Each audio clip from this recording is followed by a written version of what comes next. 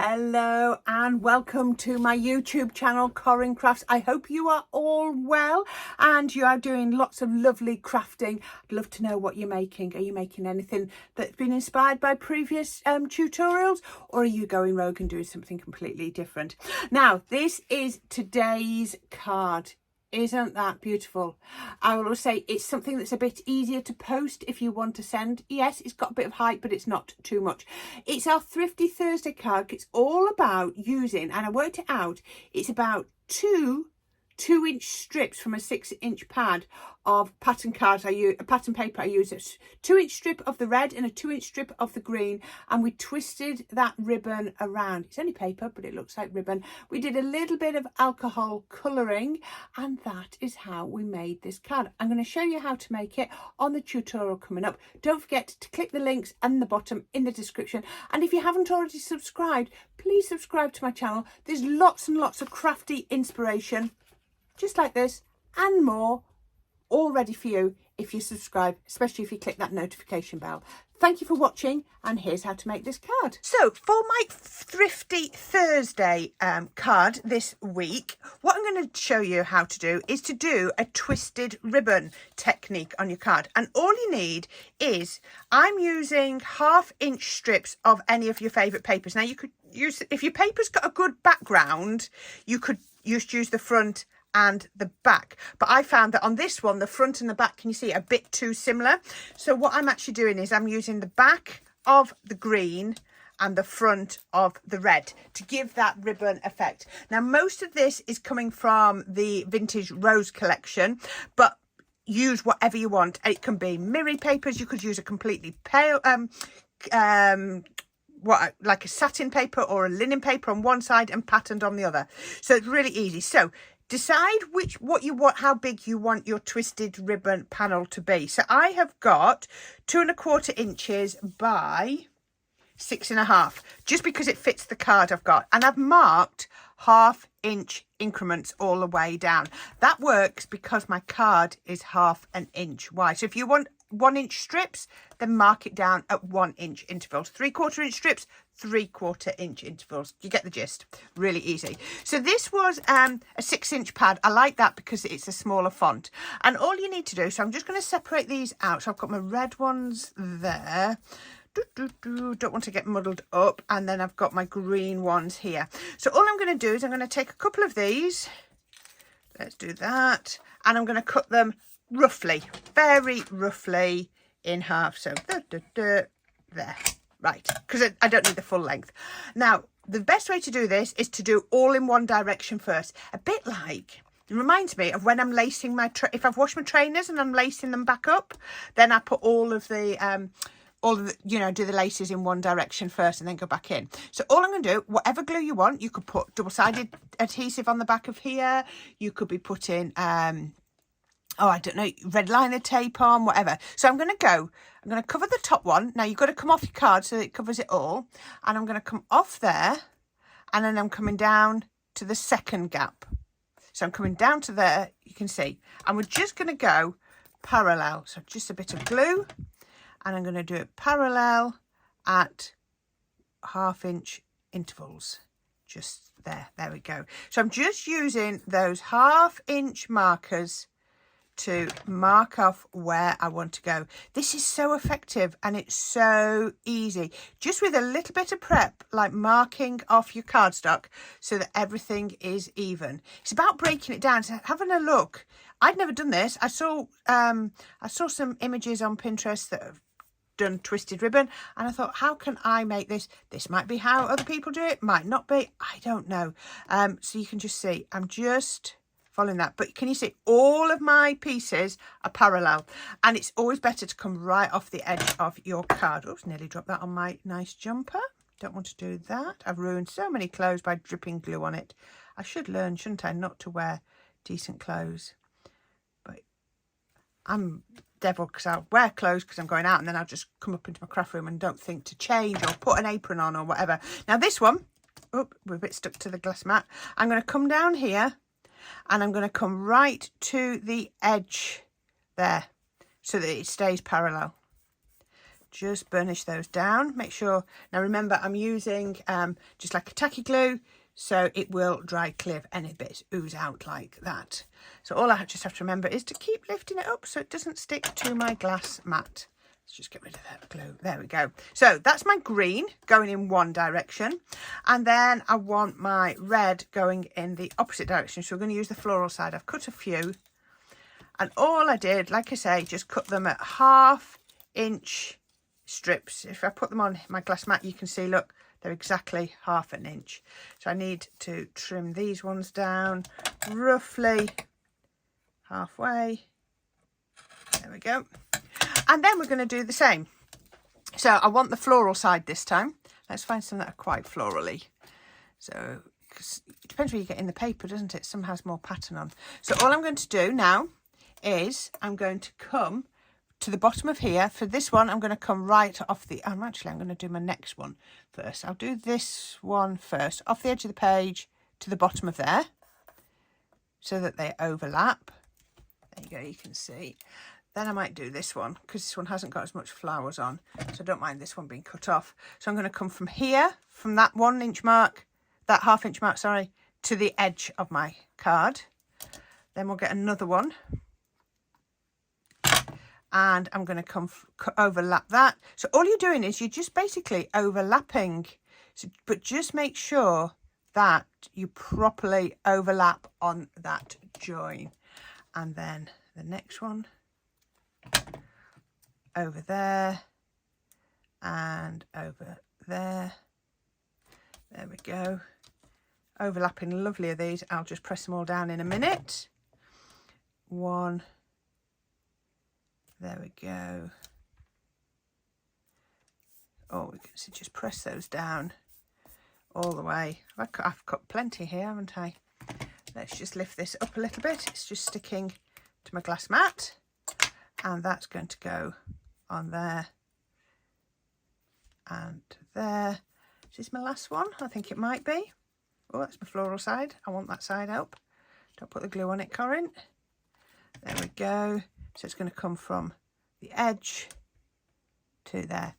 Now, I always think at this point, it doesn't look anything much, does it? Because it comes off the edge. It's a bit messy, what have you. But you can see we've got that effect. So all I'm going to do, oops, that one's not stuck down because that was the last one I put down.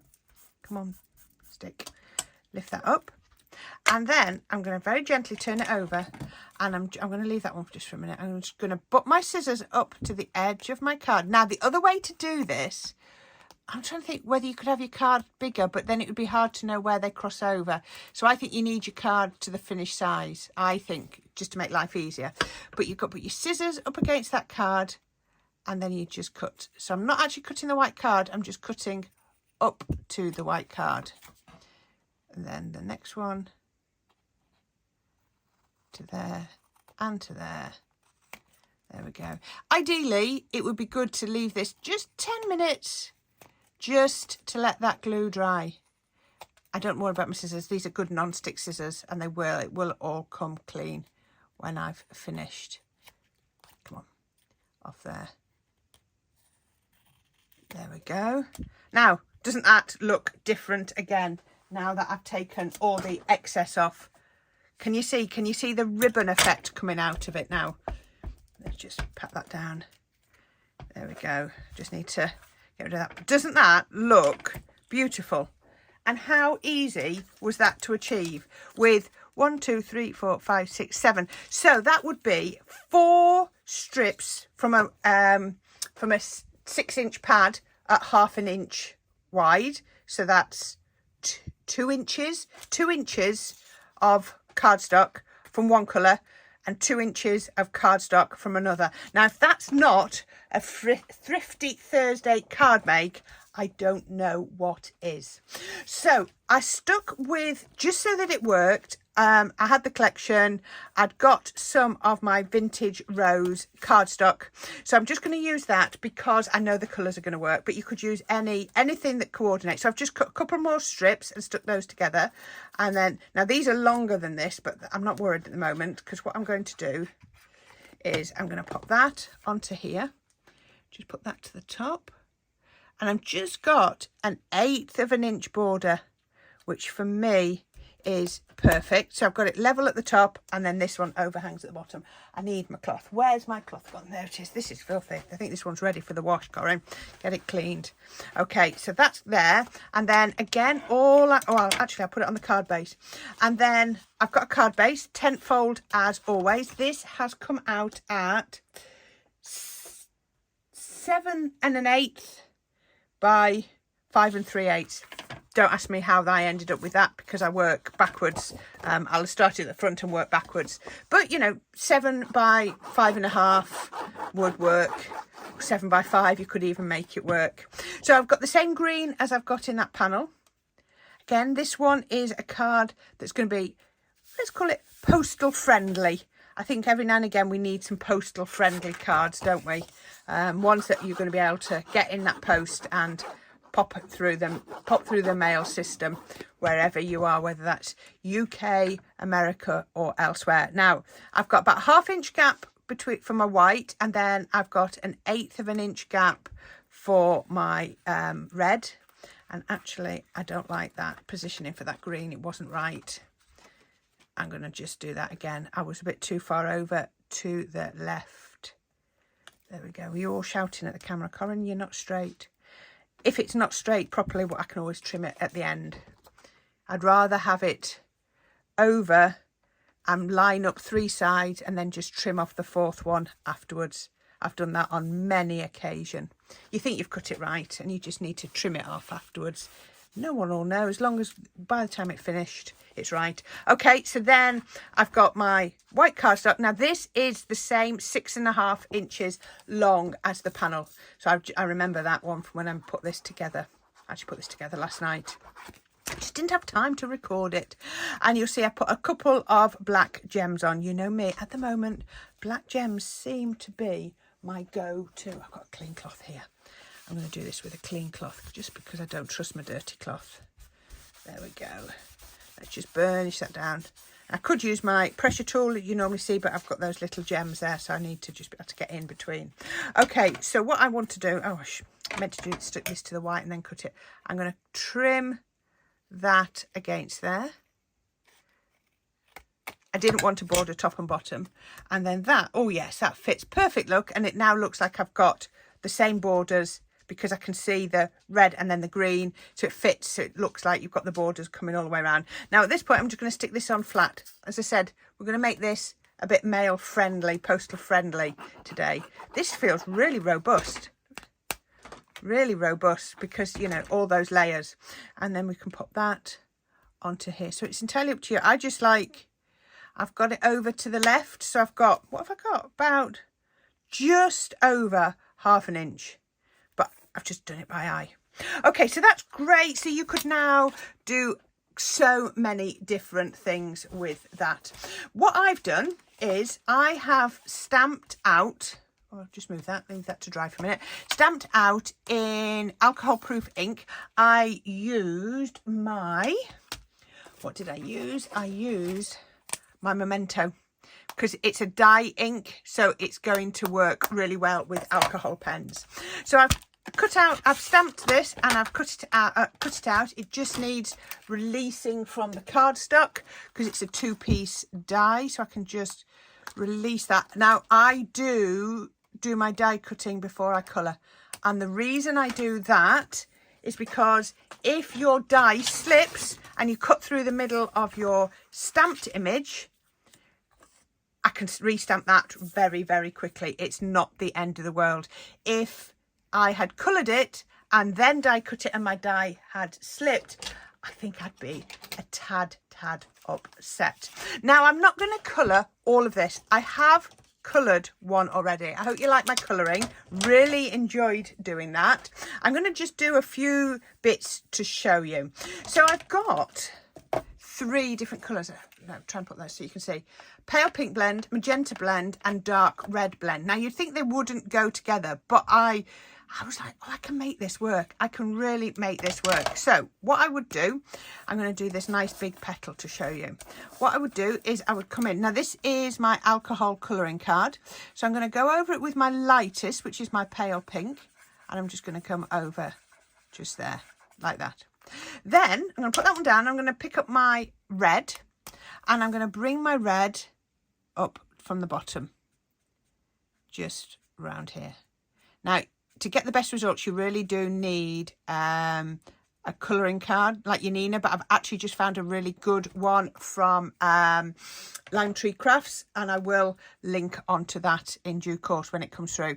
So I've got my pale pink and I've got my dark red. What I'm actually going to do is I'm going to take magenta blend and I'm going to blend across the two. Now you do have to work a little bit harder, but remember your paler colour bleaches out from your darker colour.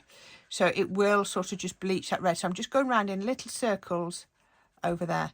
What I'll also do is I've got my middle colour and I'm just going to go over the edge of that red. So can you see, straight away now, I can't see where was red and where was the pink. So I'll just come back over here now because I'm going MG3 and I'm going over it with my MG1. Just back and forth to blend. Now it might take a little bit of time, but it will blend in together. Now, if you want sort of lines, you'll have to go in afterwards, you know, that detail. I'm going to take my palest pink again. Well, actually, what I'll do is I'll get my middle one of this, and then I'll come over the edge of that. So that's blending that in a little bit more. You see, let's come up a little bit. Then I'll come my paler one, and then I'll blend in to there. Now, what you have to remember is alcohol ink dries, and it dries paler. So can you see I've now got from a red where it's darkest right down in there where all of those petals overlap to a bleached out colour at the end where you know, where it's like sunny and the sun's bleached it. I don't know about you, if you ever look at roses, if they've been out for more than 2 or 3 days in the height of summer, then they really do sort of bleach out, don't they? So let's come down here with this red, just down here. And then I'll do exactly the same as I did before. Palest magenta over there. Obviously, it's a bit tighter on this one. And then my middle magenta over where the two cross. Then I'm back to my palest magenta. Just blend those. You can add in. Remember, it's going to be darkest down there. So I'll come back in with my middle one of my pale pink. Don't think you've always got to be using the same colour. You know, don't think you've got to do it all in red. I didn't want this all in red. I wanted, you know, I wanted the edges of the petals. Now look at this. I think that's a bit of a harsh line. So all I would do now is just come in and just flick up a little bit. Just break that harsh line. And if I needed to, I'll go with the middle one. I can always just come back down with that one as well. You can just add in little bits of detail afterwards if you don't want sort of a harsh line. So you can just keep doing it. I'm going to do one more. I'm really enjoying doing this. I really do enjoy my colouring. So palest pink to the edge. There we go. All the way around. Just remember, it will always dry paler. Darkest red down at the bottom. You could be doing this in purples, you could be doing this in blues, you could be doing this in oranges. And can you see straight away, as long as I sort of follow those lines, all the hard work's been done for me. And it, you know, probably whatever stamps you've got, the person that's worked the hardest is the person that's designed them, always. So we can come over there. That was my palest one, so it doesn't blend very well, but as soon as I get my middle one, that's going to blend out.